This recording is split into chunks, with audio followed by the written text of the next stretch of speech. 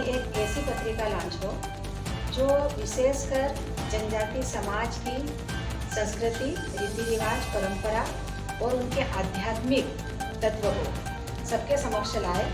और इसका मुख्य ध्येय यही है कि इस पत्रिका के माध्यम से हम अधिक से अधिक जनजाति लेखकों को इसमें जोड़ें, क्योंकि जो व्यक्ति किसी जनजाति से बिलोंग करता है, यदि वो अपने बारे में लिखेगा तो सही जानकारी लिखेगा। यही इसका उद्देश्य रखा गया है। इसीलिए अधिक से अधिक हम उनकी संख्या को इसमें शामिल करना चाहेंगे। और इस तरह से हमने कितनी पत्रिकाएं देश में देखी है जिसमें विभिन्न मुद्दे आते हैं, लेकिन ये शायद एकमात्र पत्रिका ऐसी होगी जिसमें केवल और केवल जनजाति समाज की धर्म, संस्कृति, उनके रीति रिवाज और उनके सामाजिक मुद्दे, उनके न्यायिक मुद्दे, इन सबको लेकर इसमें लेखों के रूप में संजोया जाएगा। और जो भ्रांतियाँ हैं जनजाति समाज के संस्कृति को लेकर, उनकी परंपराओं को लेकर, उनके रीति रिवाजों को लेकर, उन भ्रांतियों को भी हम कहीं न कहीं अपने आने वाले अंकों में लेखों के माध्यम से दूर करने का प्रयास करेंगे।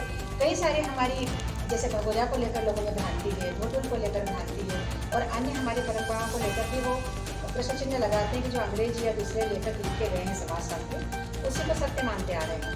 तो उन चीज़ों को गलत साबित करके जो वास्तव में सच्चाई क्या है उसको बताने का प्रयास किया जाएगा।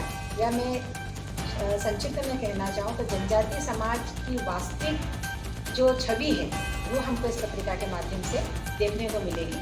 यही हमारा उद्देश्य पत्रिका बनाने का। जिस प्रकार से आदिवासी चित्रकला को मुख्य पृष्ठ पर आज रखा गया है, तो आगामी भी क्या पाठकों को इस तरह के चित्र देखने को मिलेंगे? बिल्कुल देखने को मिलेगा। अभी हमको एक गोल्डी चित्रकार के सहयोग से उनकी चित्रकारी के रूप में हम पृष्ठ पर जो देखने को मिला है चित्र, आने वाली पत्रिकाओं में हम विभिन्न जनजातियों से संबंधित, धर्म, परंपरा, संस्कृति संबंधित जो उनके चित्र हैं, उन चित्रों को हम उसमें उकेर कर उस संबंधित जनजाति को सबके सामने लाने का प्रयास करेंगे।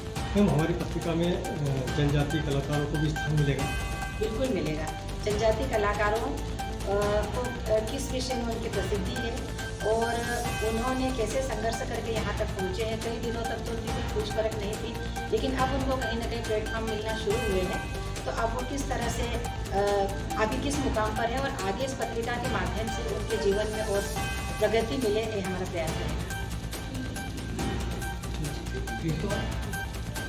बड़ा समूह बनाया, किस तरीके से इस पर हमने काम किया, जो इतना बड़ा समूह बन के तैयार हुआ?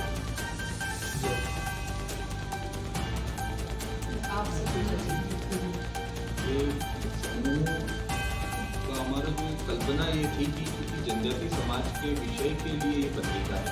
जनजाति समाज का अपना लेखन, अपना उसमें प्रतिनिधित्व होना चाहिए। तो हर जनजाति का एक अपना मूल बोल, सोच है, अपना मूल रीति रिवाज, परंपरा है, जिसके मूल में एक ही तत्व है।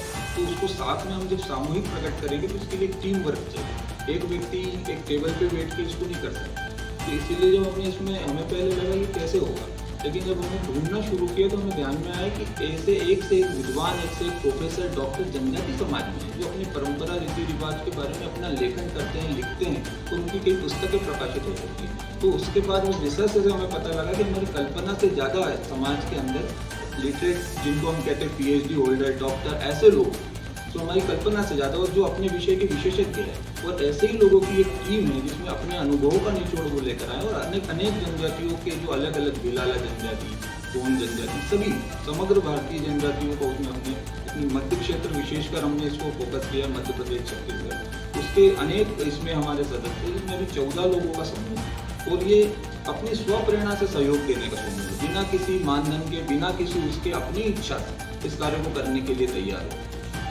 सर, जैसा कि भाषा जो है, गोंडी भाषा, सब भाषाओं को मान्यताएं प्राप्त नहीं हुई, लेकिन जो गोंडी जनजाति के जैसे चित्रकला है, सारी चीज़ें हैं जो हमारे आज भी बोला जाता है, तो उनको मान्यताएं प्राप्त के लिए आप क्या मुद्दे उठाएंगे, उनका संगठन के लिए क्या कहेंगे आप? जी, आपने अच्छा प्रश्न किया है। ऐसे जो प्रश्न हैं उन सारे प्रश्नों के समाधान के लिए ही एक जो पत्रिका का हमारा पहला कदम है, उसी के समाधान की दिशा में कि एक डॉक्यूमेंटेशन है। आज गोंडी बोली है, एक भाषा है, उसकी प्राथमिकता कब तय होगी, उसको कब स्थान मिलेगा, जब उसको लिखने वालों को सम्मान मिलेगा।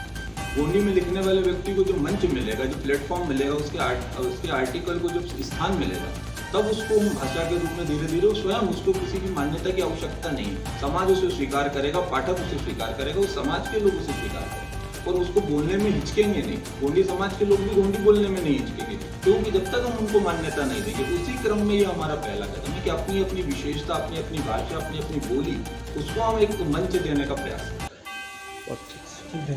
प्रवासी राम आश्रम के सभी पदाधिकारी, चाहे राष्ट्र के हो चाहे प्रदेश के हो, इन्होंने ट्राइबल के लिए बहुत बड़ा काम किया है।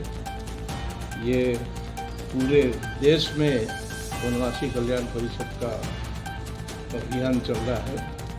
इसमें कमीशन का भी पूरा सहयोग और योगदान है, क्योंकि हमारा तो आयोग का काम ही है कि ट्राइबल की संस्कृति को बचाना, उनके हर स्तर का विकास हो, उसके लिए आयोग भी काम कर रहा है।